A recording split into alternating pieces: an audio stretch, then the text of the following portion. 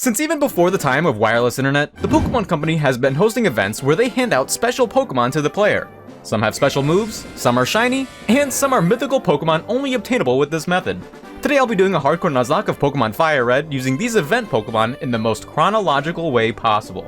The events will get picked up one per each PokeCenter, and my Viridian City encounter is the egg from Pokemon Box. Technically, this event is still obtainable, by the way. You need your own. Like many other events in this generation, the Pokemon Box can provide multiple Pokemon. However, I only pick up one from each batch to replicate the one Pokemon on each route rule. This GameCube game always gives out a Swablu egg first, and this little chick is specially birthed with the move False Swipe. Even in a normal playthrough, thanks for nothing. Obviously, Lubwaz won't be able to handle Brock on his own, so as soon as we enter Pewter City, I head straight to the PokeCenter. The next event is the Pokemon Battle Tour egg, which you could get from real-life Japan Pokemon centers. Any of the picks from this event would be great for Brock thanks to their special event moves, but we end up hatching the Sweet Kiss Poliwag. Now, kisses are nice and all, but Gopiwall is a much better gunsman. Or so I've heard. His water gun takes care of Brock's gym in ways that Lubwaz could only dream of. Sorry, but False Swipe just isn't cutting it. We're done with the city, so it's time we traverse through Kanto's two other biomes. Some grass and a cave. Being a bird, Lubwaz handles the grass trainers, while Gopiwall's water moves handle the cave trainers. Wow, I love having a well-diversified team. But before we get too ahead of ourselves, Route 4 has a halfway house type PokeCenter, and this is where I pick up Shawren's the Sandshrew. This Toys R Us event Pokemon had set IVs, but there's no rhyme or reason to them. I think they just caught some random Pokemon for this event and duplicated them. I mean, it was mainly to help with dex completion, so whatever, I guess. Even if Shawren's had perfect IVs, he'd be a long shot from helping out against Misty. That's why I can't wait for the next PokeCenter. This next egg quickly hatches into a Chansey with Wish. S. Cheney here could have been another normal type, but would always have been born with Wish as per the New York PokeCenter in 2004. Also, I misspelled her nickname and didn't realize it until way later. But I still don't feel too great about fighting Misty, especially considering S. Cheney's lack of offense. So in order to get to the next PokeCenter, I move on to the Nugget Bridge and fight my rival.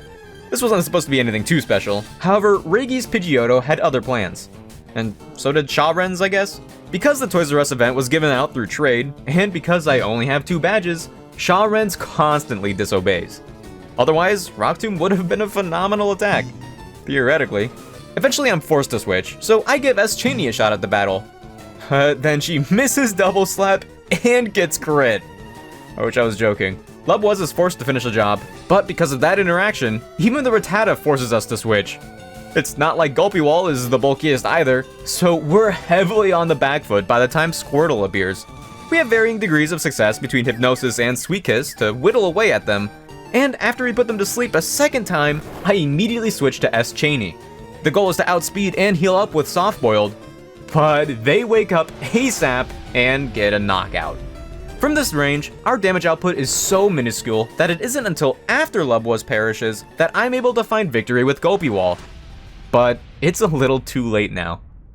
I did this fight so I can make it to Vermilion City, but with only 2 Pokemon and the insane amount of mandatory battles along the way, both Pokemon eventually break past the level cap, and attempt 1 ends there. So, of these events, Lubwaz is the only guaranteed encounter, because Swablu is always given out first. Like I said before, the others have a batch to select from. This means that on my following attempt, instead of Poliwag, I get Oddish. Instead of Sandshrew, I get Tauros, and instead of Chansey, well, I actually get Chansey again. The biggest difference here is that I'm down 1 Pokemon, since Saurat the Tauros is past the level cap. And the other biggest difference is that I'll have an evolved grass type in time to fight Misty now. As it turned out, just like with Brock on this run, my new fresh grass type has everything he needs to sweep the gym on his own. Shido's event move is Leech Seed, and that attack combos very nicely with Stun Spore and Absorb. Staryu didn't stand a chance, and while Starmie put up a fight, even landing a crit, no psychic type attacks means that they eventually go down just the same. Yes! Cower in the presence of Shido. We still can't use Saurat, as the level cap is only 24 now. But our rematch against my rival Regi still felt so cathartic. I mean, things usually go better when my Pokemon listen to me, but our higher levels trivialize this fight as they were meant to begin with. The follow-up fight is the one that I'm more afraid of. Joke's on him though, because the Vermilion City Pokemon Center gives us a Japan Pokepark egg. that was oddly distributed through DS Download Play, and immediately hatches into Cacnea. This is what I'm talking about. I want event Pokemon to make my run feel special. Cacnea is already hard to come by, and in Hoenn, it's competing with Sceptile, Ludicolo, Shiftry, and so many more to be on a team. This new context really breathes life into, Caniac, who's a great check into Regi's team. First, I still have to deal with Pidgeotto though, so Lubwas Jr. fills that role the best she can. We still have quite the level advantage, which lets us come out on top in this matchup, except that they spam sand attacks that help keep them healthy and forces me to switch. As Cheney can clutch it up, and once Pidgeotto goes down, she baits in Raticate. It's not ideal, but Shido is my most physically bulky mon at this point. Unfortunately, we switch in on a Leer, so the following Hyper Fang does an alarming amount of damage. The only way we could possibly come out of this is by exclusively using Absorb to heal off the damage and to not get crit. That ends up being the case, but I really didn't like risking things like that. My rival's Kadabra knows Confusion now, and honestly I thought Caniac would be the perfect counter, but actually he doesn't obtain the Dark typing until evolving. If there's a good reason for that, I'd really like to know. But either way, S. Cheney absolutely walls this thing, so after some healing with Wish and a lot of RNG, Regi is brought down to 1 Pokemon. Even if Shido wasn't too low to switch in at this point, Caniac was great because he's another Wartortle counter. If I had to fully rely on Shido, I'd risk overleveling. It's also just nice to have a Pokemon that's more offensive, finally. Great job, team! Is it me, or is Lieutenant Surge a little girly pop? With my resistant grass types, this gym was never going to be a big issue. Caniac overpowers the Voltorb, though it did get a bit closer than I'd like.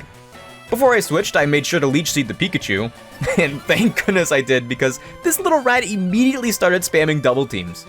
Shido then becomes the star of the show again, and finishes the job. Thanks to another Leech Seed landing, even Raichu's double teams couldn't save him from Shido's wrath.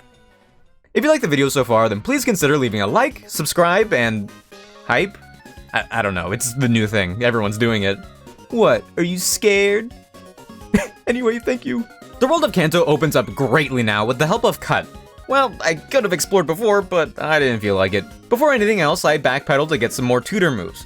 The Pewter Museum houses a scientist that'll teach S. Cheney's Seismic Toss, one of the best moves she can learn. Beyond that, I really wanted to teach SourRat Mega Kick, as that move would go crazy on him. But Tauros can't learn Mega Kick. Dang. You'll come crawling back when you realize the value of Mega Kick. Man, I already came crawling back! I guess I can't complain too much though, because I'll at least be getting some more encounters in rapid succession. At Route 10's PokeCenter, the Wom the Meowth joins from the same Pokepark event that Caniac came from. I'm still allowing her though because she wasn't included in the batch of eggs. She's special. She's holding a glitter mail. In Lavender Town, we pick up Hypalk the Pikachu. It only took 3 badges, Pikachu just couldn't stay away. This particular one came from Japan PokeCenters to celebrate the opening of another Japan PokeCenter. Woohoo! Honestly though, I won't complain about a Light Ball and Surf. And you know what? Since I'm here, why don't we test out the new recruits? Hypalk doesn't do as well as I'd hoped against Regi's Pidgeotto, but I'll attribute that to Thundershock rather than Hypalk himself. Sadly, a previous sand attack means that we don't get to see Surf in action, so instead, SourRat horns the Growlithe into smithereens. Lubwas uses her bird powers at Execute, and S. Cheney uses her newfound Seismic Toss to deal with Kadabra and Wartortle.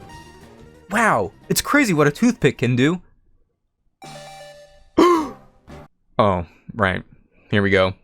For those that don't know, you can't evolve into Johtomons in this game until you beat the Elite Four. Until then, I'll be seeing this screen every time Cheney levels up. I guess this is an argument for the Everstone to exist? Anyways, in Celadon City, we finally pick up Gantmei the Matang. This overleveled demon was given out to players who played the Pokemon XD Gale of Darkness demo at the Pokemon Rocks America tour. Allegedly, their special event trait is that it knows Refresh, but little does the Pokemon Company know, the special trait is actually, it's a Matang! But due to the aforementioned trait of being overleveled, we'll be taking on Giovanni without their help.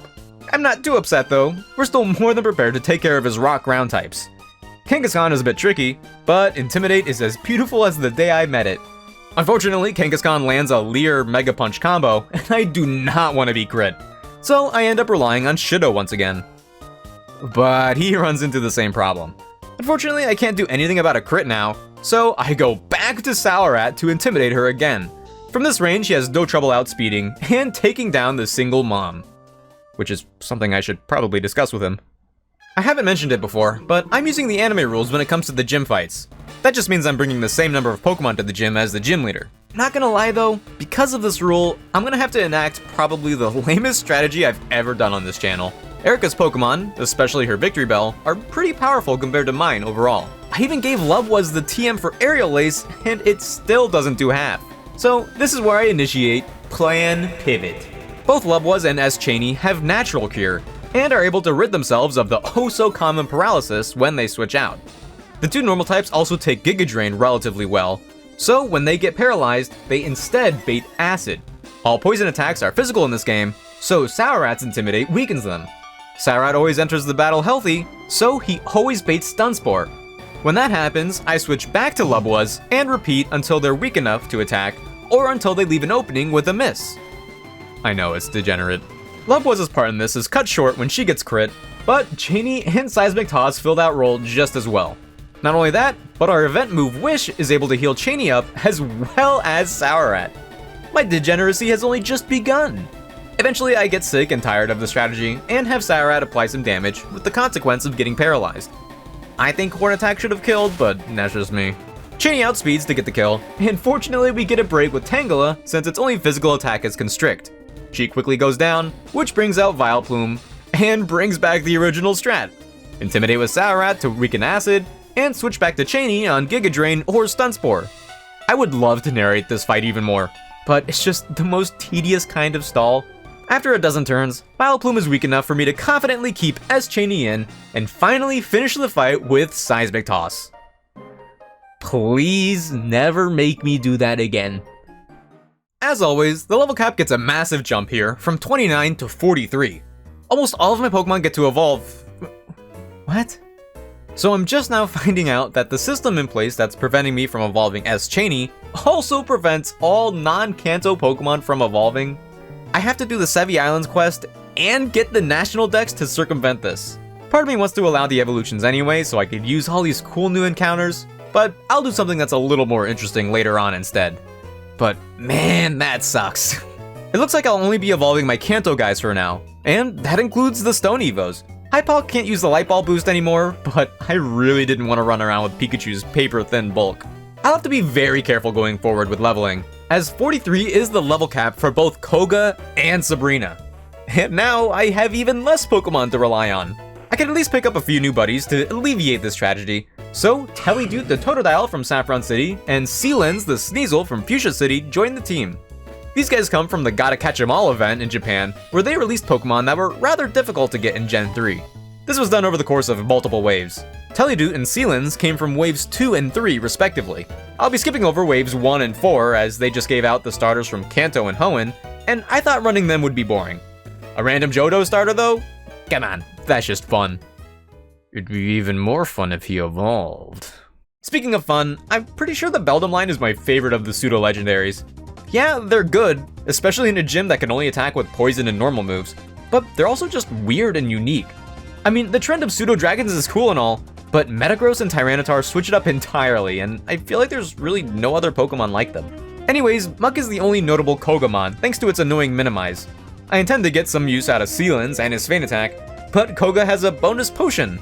It came down to Saurat to weaken them enough so Sealens would be safe to finish the job, since Sealens is so frail, but Saurat just got a crit through the evasion boosts. Okay. Gantmate continues to break the 5th gym after that, and I don't even feel bad. Hey, I put in the work to beat the Gale of Darkness demo and earned this little buddy, okay? What are you gonna do, fact check me? Even with some of my Pokemon unable to reach their full potential as of now, my team has fallen into a pretty safe position for fighting the rival. Hypoc not only clears any worry of Pidgeot, but he also gets his run back on the Growlithe, as Cheney meticulously slams each individual egg in Execute, and Sealens straight up walls the Alakazam. I guess it didn't matter though, because Shadow Ball was strong enough on its own. I wanted to see what Sealens could do in front of Blastoise, but they protected while we got hit by Alakazam's Future Sight? Man, that move is so weird. Either way, Shido steps in to save the day. As usual. Giovanni put up an even sadder fight. Gantmate still has Psychic and utilizes it on Nidorino and Nidoqueen. Interesting that Nidoqueen is Giovanni's ace here. Feminist icon, perhaps? Unfortunately, Gantmate got paralyzed by Body Slam early on, and by the time I could finally use our event move Refresh to get rid of the status, we're a bit too low and need Hypok to finish her off. I just really wanted to use Refresh. Sarat weakens the attack and health of Kangaskhan like before, a single mom who also was his ace once. Curious. But after they leered too many times, I'm forced to rely on, you guessed it, Shido to clear out the remaining Pokemon. The day isn't quite saved, but the CEO is, allegedly. He could have been in on it for the profits the entire time and just covering it up. But I guess we'll never know. Just like against Regi's Alakazam, Sabrina's team doesn't really have anything to counter Sealan's and his Dark-type with. Well, other than Venomoth? Oh no! Whatever will I do against a Venomoth? After we achieve the impossible, Sealan's returns and continues his sweep like he was always meant to. Mr. Mime tries something by setting up a barrier and a Calm Mind, and then sends those boosts to Alakazam with a Baton Pass. But yeah, she still can't do anything with them. You know, I was really worried that I wouldn't get any use out of this little Sneasel when I got him, but I'm pleasantly surprised. I originally planned on using Caniac here to give Cacturn a try, but, you know, FireRed. Oh great, now you too? Access to Cinnabar Island also comes with access to another event. This is a continuation of the Gotta Catch 'em All series, and this time we've got Chochime the Chimecho. She's a fully evolved bulky psychic type, so I'm not complaining right now.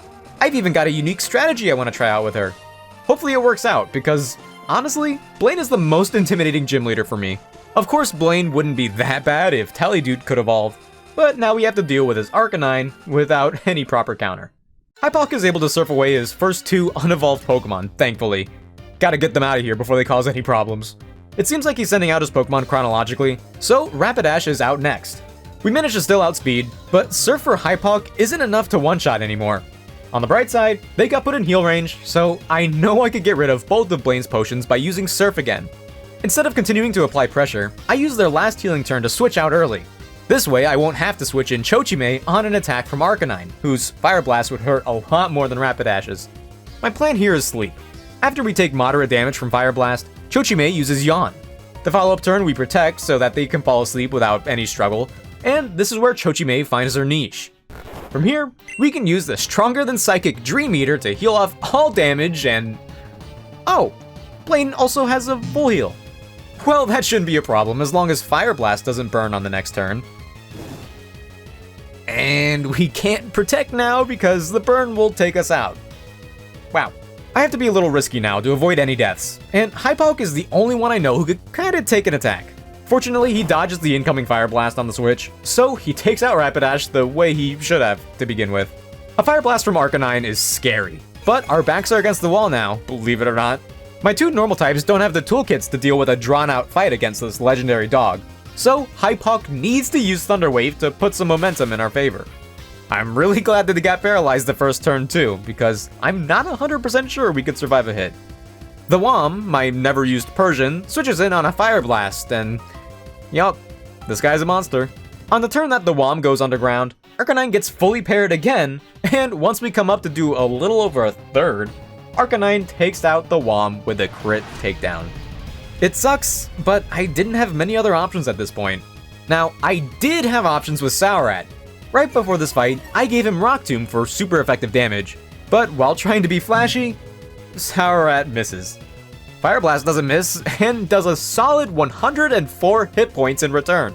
I knew there wasn't anything else I could have done here, so we commit a Horn Attack that looks like it would have been a 2-hit anyways.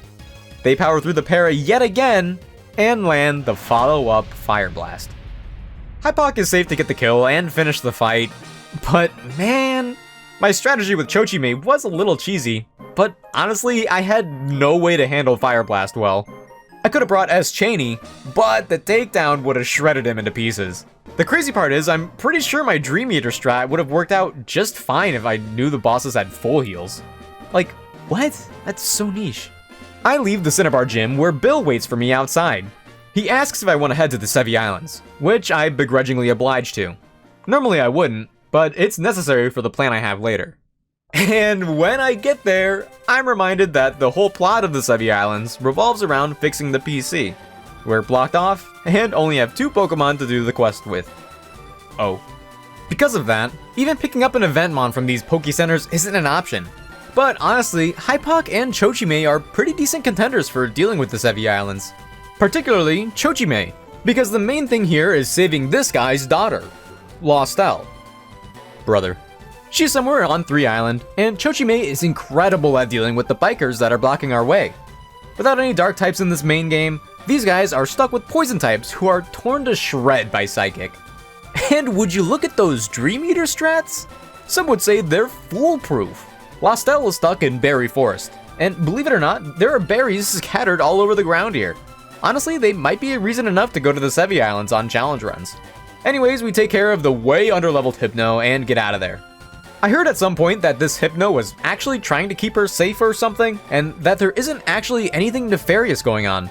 So I felt kinda bad about this Thunderbolt. After returning the lost child to her dad, I checked the PC out of curiosity, and I guess it was only the PC on 1 island that was out of commission? Oops. We returned to 1 island and hand over the meteorite from Lostel's dad, and they're just done. I didn't even hand over the meteorite. Bill shoves me out of the PokeCenter, and we return to Cinnabar Island. Okay, that was weird. I'm a Nuzlocker, and this is my team for the final gym. Wait, Giovanni is the 8th gym leader? Given that his climactic lead is just a Rhyhorn, I let Teledude get some air and take out his first Pokemon. Yeah, Teledude is allowed the level advantage thanks to the level cap, but we would have outsped even if they were the same level. Thankfully, Giovanni's Doug Trio does not have Arena Trap. I made sure about that beforehand anyways. Lubwas fulfills her role and pivots in on an Immune Earthquake, before pivoting out to Shido on a Slash. He may get hit by an Earthquake before attacking, but Giga Drain makes up for almost all that damage. Nidoqueen is here, and while our only offensive move is a Grass-type attack, Stunspore and Leech Seed are still great at crippling this Pokemon, who's begging to have a Mega Evolution. I make a pivot with Lubwas once again in order to make way for Chochime. Yes, my Dream Eater strat is original and amazing, but all she needs now is a Psychic to take her out. Nidoking, on the other hand, does fall victim to this strat. I learned my lesson from Blaine, so I lock in a second yawn after the first one puts him to sleep, because I predicted a full heal. Yeah, I've got character development. What of it? When they fall asleep a second time, Dream Eater gets a clean 1-hit KO. Last but second to least is Giovanni's second Rhyhorn, and his special defense is so low that even a Psychic probably would have done it, but I decided to play it safe and knock them out with Dream Eater as well. You know, with gyms like Giovanni's here who have an underwhelming ace so many levels higher than the others, I'm pretty sure us players are not meant to reach that level. I'm almost certain we're supposed to be around level 45 along with his Didos, and I think it's the same thing with Tate and Lisa's double battle in Hoenn. If you match their level, it's really easy, but the level jump is so large that you're unlikely to actually reach that level in a normal playthrough. It's a boss fight. Maybe they are supposed to be a higher level than you. I don't know. Luckily for my team, that Nuzlocke theorizing doesn't affect this run today, as we finally head on to the final section of the game. As usual, my rival Reigi is blocking the pathway, but thanks to the same level cap rule that she's the final gym, we get to level a bit more and cheese this penultimate fight. I could add a rule for Kanto games only to make this rival fight another level cap split, but I mean, this isn't a fight that anyone really cares about, I don't think. It's his next one that really matters. And that's especially true in this run, because I'm doing something special for this finale. I've been attempting the post-games in my Nuzlocks lately, and FireRed was originally a contender, but the Sevi Islands don't have a super boss waiting for me. The trainers there are actually weaker than the Elite Four. Instead, I've decided to upgrade the Elite Four to their rematch teams. There's set rebalances, as well as new Pokemon to coincide with the National Dex becoming available. Now, because they'll get access to non-Kanto Pokemon, I will too. Everyone who hasn't been able to evolve up until this point is now able to, and it's so nice to see the evolutions all the way through. We've got some serious powerhouses on the team now, and that's not all. The Indigo Plateau counts as our final PokeCenter of the run, which means we get one final encounter. After all this, the Gotta Catch 'Em All series' last wave bestows upon us Pineco. Honestly, given all the other Pokemon O-Pins could have been, I'm not upset. If anything, a Houndour would have been cool, but I will not complain about a tank. Also, because we're fighting the rematched Elite Four, the level cap jumps to 72. With that, I've built my final team, and we'll be bringing Lubwas, S. Cheney, Hypoc, Gantmay, Teledude, and Opens. I was a little worried for a second, but our conglomerate of technically legal Pokemon really came together. We sadly won't be bringing the training wheel that is Shido, and I'm pretty bummed that Caniac won't get the shine. I was most excited to use Cacturne on this run, not gonna lie. Ah well, another time. Because now, we have to fight the strongest iteration of the Indigo Plateau. Lorelei still leads the gauntlet with Dugong. It actually has a small chance to live a Thunderbolt from Hypoc, even with the EVs we gained from leveling up all this way, but it simply feints to one hit, as it was always most likely to do. Piloswine is the first new addition to the Elite Four. On any other electric type, Piloswine would be a problem, but nope, not for my Eventmon. Because we leveled up mid-fight, a Mystic Water boosted Surf is for sure enough to get another one-shot. Curiously, Cloyster lets us continue our sweep up until Jinx appears. Now, we could stay in and brawl it out, but Hypoc is definitely dead to a crit. Gantmay instead takes the kill, and all we needed was a Metal Claw. Last is Lorelei's Lapras. The coverage alone is enough to make most Pokemon squeamish, but not as Cheney. Seismic Toss is a 4-hit kill, inevitably proccing the Elite Four trainers 2 full restores, so it was inevitable that Chansey got frozen by Ice Beam. Luckily, she's equipped with the leftovers we got from looting the wild Snorlax beds, so staying in to thaw out and eventually getting the win was no problem. I mean, we had Wish and Softboiled as well if we really needed the healing, but we're good. Bruno is definitely more respectable in his rematch. For starters, both of his Onix are now Steelix. But speaking of starters, dang, Teledude is perfect for getting his battle started. 1 Surf equals 1 down Steelix. To the power of Hitmonlee, I don't know. Opens is also equipped with leftovers, but her bulk is great enough on its own. Still, some Protect Stalling doesn't hurt. They fire off their own Earthquakes that would have really hurt Gantmy, so we fire off one of our own. And by the way, Opens does it better. Gantmay shines against Hitmonchan. In this matchup, we have a pretty good chance to one-shot the non-Earthquaking Hitmon. Exhibit A. And Machamp also has Earthquake because it just fits so well on everyone. So Opens returns to the field. I probably could have pivoted with Lubwuz to take less damage on Opine Switch, but hey, leftovers protect, baby! She even gets a crit with her first Earthquake. However, the follow-up does low roll, so I need to make a decision here. We could keep attacking after their heals, but we need to be mindful of our PP management. Aethers don't grow on trees after all. So what we do after one more Earthquake is something we should have done earlier.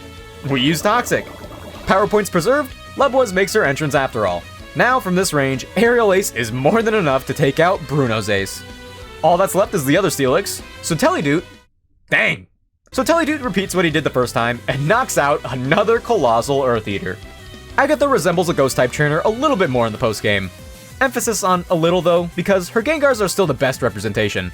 Fortunately for us, S-Cheney walls all of the first Gengar's attacks. Except Hypnosis, apparently. I considered putting a Lumberry on my egg with a medical degree, but I figured that leftovers would overall be better.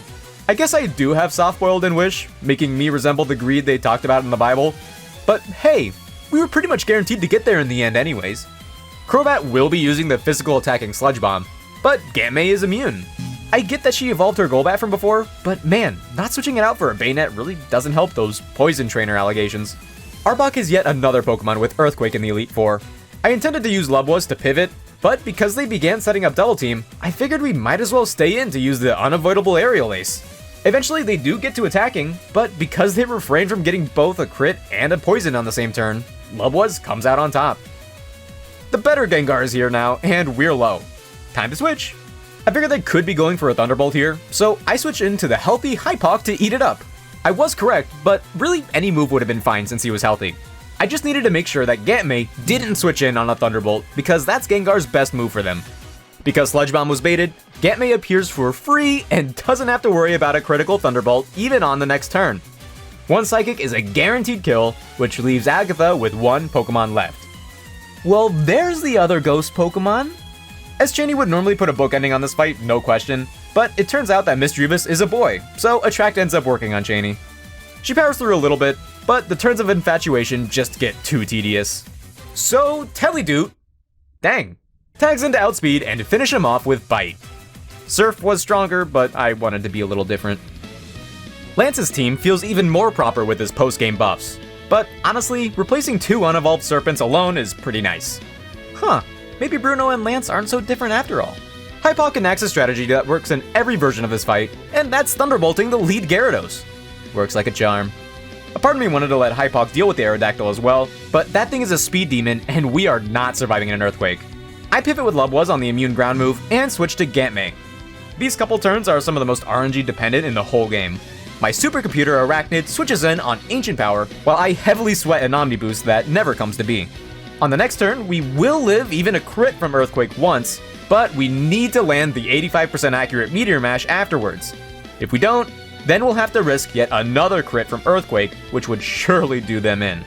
My other moves also have sub 100% accuracy and just aren't strong enough to get this one shot.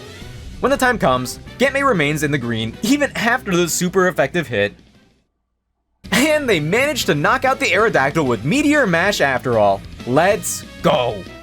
Lance's Ace Dragonite comes out next, so it's time we pivot again. This time with S. Chaney, who takes a Flamethrower? Wait a minute. Oh, this isn't the Ace, it's the other Dragonite.